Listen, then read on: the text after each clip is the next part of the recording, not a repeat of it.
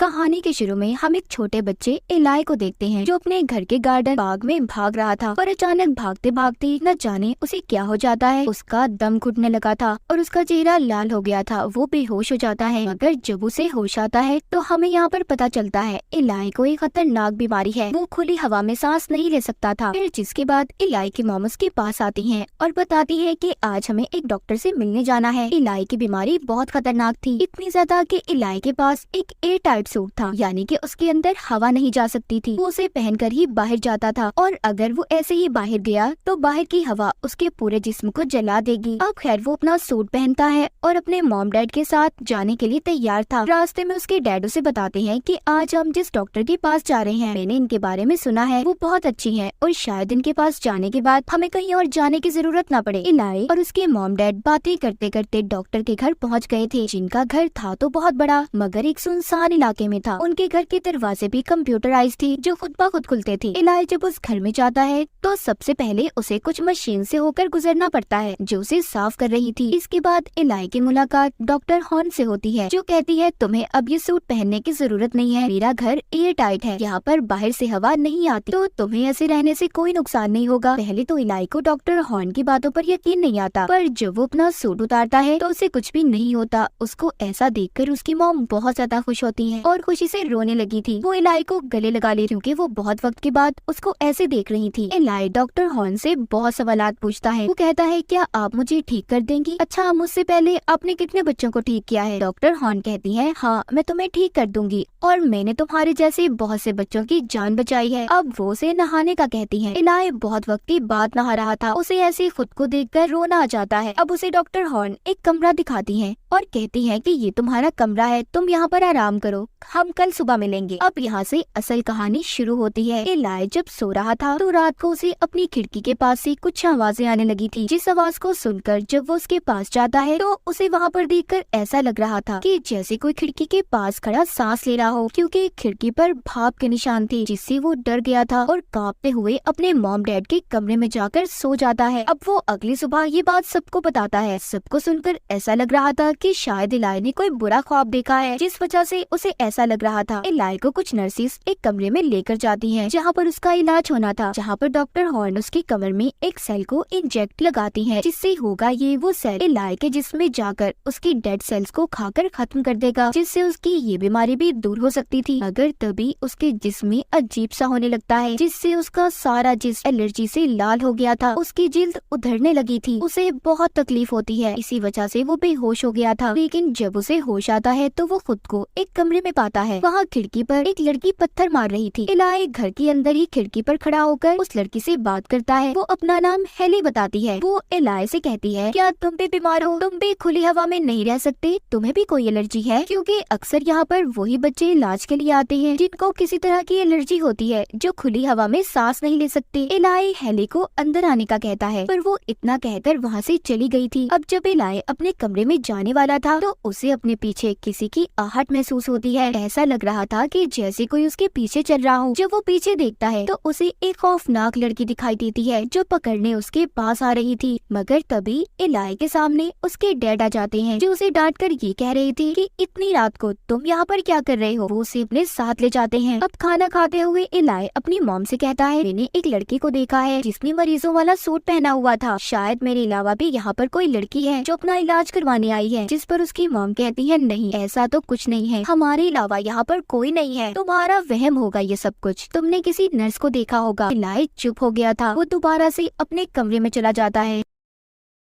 उसके सामने वही लड़की आती है जो इस बार उसे खींचकर कहीं पर ले जा रही थी। इलाई बहुत डर चुका था। वो मॉम डैड चिल्लाता है। अब उसकी चीखें सुनकर उसके मॉम डैड भी आ गए थे। वो कहते हैं बेटा यहाँ पर कोई नहीं है, तुम किससे डर रहे हो? अब यहाँ पर डॉक्टर हॉर्न आकर इलाई के मॉम डैड को बताती हैं कि ये सब दवाइयों का असर है, वो बहुत जल्दी ठीक हो जाएगा। जिस पर उसकी मॉम डॉक्टर हॉर्न को कहती हैं क्या आप दवाइयों की डोज कम नहीं कर सकती? इस बात पर इलाई के डैड उसकी मॉम को चुप करवा देते हैं और कहते हैं ये क्या कर रही हो, डॉक्टर को अपना काम करने दो, हमारे पास ये आखिरी रास्ता है, हमने इस इलाज में अपना सब कुछ लगा दिया है। उधर दूसरी तरफ इलाई को कुछ ठीक नहीं लग रहा था। वो यहाँ से जाना चाहता था। वो अपनी मॉम से कहता है कि प्लीज मुझे यहाँ से ले जाएं, मैं यहाँ पर नहीं रहना चाहता। और उसकी मॉम डैड उसे मना कर देते हैं क्योंकि वो बहुत से पैसे उसके इलाज पर लगा चुके थे। अब एक बार फिर से इलाई की खिड़की पर हेली पत्थर मारती है। इससे पहले वो हेली से मिलने जाता वही लड़की जो हर जगह पर उसे नजर आ रही थी, वो उस पर हमला कर देती है। इलाई उससे डरकर अलमारी में छुप गया था और जोर जोर से चिल्लाता है। वहाँ पर उसके मॉम डैड भी आ गए थे, मगर इस बार वो लड़की इलाई की अलमारी पर उसका नाम लिख देती है जो बार बार लिखा हुआ था, और वो उस अलमारी को भी तोड़ जाती है। इतना सब कुछ देखकर भी अब भी सब यही सोच रही थी कि ये सब इलाई यहाँ से जाने के लिए कर रहा है। अब इसी रात इलाई हेली से मिलता है और उसे बताता है कि मुझे ऐसा लगता है यहाँ पर एक लड़की का भूत है जो मुझे डराना चाहता है और वो मुझे मारने की कोशिश करती है। ये सब बातें सुनकर हेली कहती है तुमसे पहले भी यहाँ पर एक बच्चा रहता था और उसने भी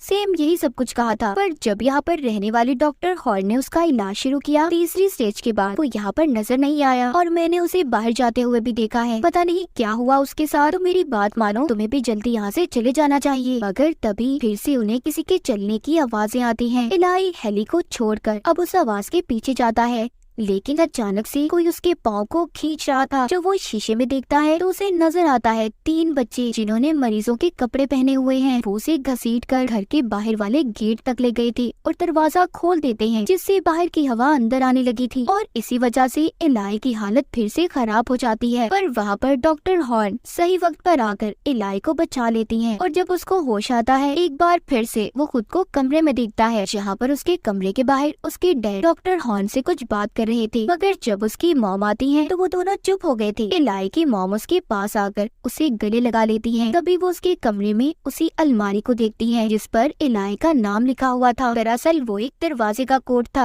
असल में जो भूत लड़की इलाई के पीछे पड़ी हुई थी इसे कुछ दिखाना चाहती थी। ये सब बातें जानकर इलाई अब हेली को बताता है और कहता है कि शायद मैं जानता हूँ कि ये कहाँ का कोड है। ये उसी दरवाजे का कोड था जहाँ पर इलाई को डॉक्टर हॉर्न इलाज के लिए ले जाया करती थी। अब इलाई रात को उसके अंदर जाने का प्लान बनाता है। वो रात होते ही छुपते छुपाते उसी कमरे में पहुंच गया था जिसका कोड वही था जो भूत लड़की ने अलमारी पर लिखा था। इलाई उस कमरे में जाकर सब कुछ चेक करता है। उसे एक लॉकर में कुछ बच्चों की फाइल्स मिलती हैं जो अब मर चुके थे। उसमें इलाई का नाम भी था। सभी फाइल्स में साफ लिखा था कि इलाज की तीसरी स्टेज के बाद कोई भी नहीं बच पाया और ये वही मरे हुए बच्चे थे जो इलाई को तंग कर रहे थे। दूसरी तरफ इलाई की मॉम उसके डैड से पूछती है कि आप डॉक्टर हॉर्न से क्या बात कर रहे थे। उसके डैड कहते हैं कि शायद इलाई अब यहाँ पर भी ठीक नहीं हो पाएगा और अब जो उसका इलाज होने वाला है उसकी जान को भी खतरा है। ये सब बातें सुनकर इलाई की मॉम उसके डैड पर गुस्सा करती है और कहती है इसका मतलब तुम अब तक मुझसे झूठ बोल रहे थे। तुमने मुझसे कहा था कि इलाई का इलाज यहाँ पर हो जाएगा और उसकी जान को भी कोई खतरा नहीं होगा। ये सब बातें सुनकर इलाई की मॉम मायूस हो गई थी।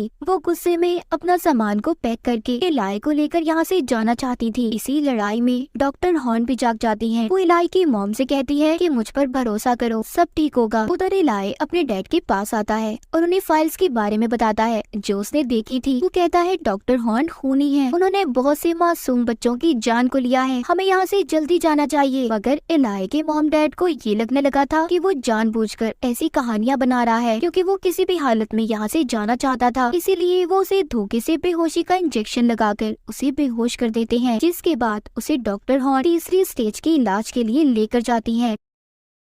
इलाई जोर जोर से चिल्लाकर सबसे यही कह रहा था कि प्लीज मेरी बात का यकीन करें, इस डॉक्टर ने बहुत से बच्चों को मारा है। यहाँ पर इलाई को नर्सिस ने पकड़ लिया था, मगर वो एक नर्स के हाथ पर काट कर यहाँ से भाग जाता है और जाकर डॉक्टर हॉर्न के कमरे में छुप गया था। उसे उस कमरे में एक खुफिया दरवाजा दिखाई देता है जो उसे एक तहखाने तक ले गया था, जिसे देखकर वो हैरान था। मगर वहाँ की हवा नुकसानदेह थी और दोबारा से उसे एलर्जी होना शुरू हो जाती है। वो बेहोश हो गया था, मगर जब उसे होश आता है तो देखता है कि वो बिल्कुल ठीक था और सही तरीके से वहाँ पर सांस भी ले पा रहा था। अब वो भी समझ चुका था कि उसके मॉम डैड अब तक उससे झूठ बोल रहे थे कि वो बीमार है। असल में वो बिल्कुल ठीक था। वो अपने मॉम डैड से बहुत गुस्सा था। तभी थोड़ी देर बाद उसकी मॉम आती है जो उसे ये कहती है कि मैं जानती हूँ तुम मुझसे बहुत नाराज हो, मैंने तुमसे झूठ बोला है, मगर मेरा यकीन करो ये सब मैंने सिर्फ तुम्हारे लिए किया है। सही वक्त आने दो, मैं तुम्हें सब कुछ बता दूंगी। लेकिन अचानक से इलाई बेहोश हो गया था। जब उसकी मॉम लॉक खोलकर उसे देखने अंदर जाती है तो वो अपनी मॉम पर हमला कर देता है। इसका मतलब ये था कि वो बेहोश होने का नाटक कर रहा था। उस हमले की वजह से उसकी मॉम बेहोश हो जाती है और इसी बात का फायदा उठाकर वो यहाँ से भाग गया था। बाहर आकर वो अपने कमरे की खिड़की को लोहे से तोड़ने की कोशिश करता है, जहाँ पर दूसरी तरफ हेली भी खड़ी हुई थी। इससे पहले वो बाहर जा पाता, सभी नर्सेस और डॉक्टर आकर इलाई को पकड़कर इलाज के लिए ले जाते हैं। वहीं दूसरी तरफ इलाई की मॉम को भी होश आ गया था, जो तहखाने से बाहर आने लगती हैं। तभी उनकी नजर एक कुएं पर पड़ती है, जो वो उसे खोलकर देखती है, जिसके अंदर बहुत से बच्चों की लाशें पड़ी थी, जिसे देखकर वो डर गई थी और समझ जाती है कि इलाई सच बोल रहा था। वो अब एक चाकू को लेकर इलाई की जान बचाने जाती है, जिधर उसका इलाज चल रहा था। और इलाई के डैड उसकी मॉम से चाकू को ले लेते हैं और डॉक्टर हॉर्न को देकर इलाज शुरू करने का कहते हैं। वो इलाई को बांधकर किताब को पढ़ने लगती है और साथ ही साथ इलाई के ऊपर होली वाटर डाल रही थी। उसे कुछ समझ नहीं आ रहा था कि ये लोग उसके साथ कर क्या रहे हैं और क्या चाहते हैं। होली वाटर के गिरने से इलाई की जिल्द जल रही थी। अब जब डॉक्टर हॉर्न चाकू उसको मारने लगती हैं, तो इलाई को गुस्सा आ गया था। उसकी जिल्द का रंग और आंखें लाल हो जाती हैं। वो गुस्से में उस चाकू को डॉक्टर हॉर्न को ही मरवा देता है। उन्होंने खुद ही अपनी जान ले ली थी और वहाँ पर मौजूद सभी नर्सेस को हवा में उड़ाकर आग लगा देता है। क्या इलाई के पास कोई बुरी ताकत थी जिस वजह से वो ये सब कुछ कर रहा था? ये सब देखकर उसकी मॉम भी डर गई थी। अब इलाई अपनी मॉम से पूछता है कि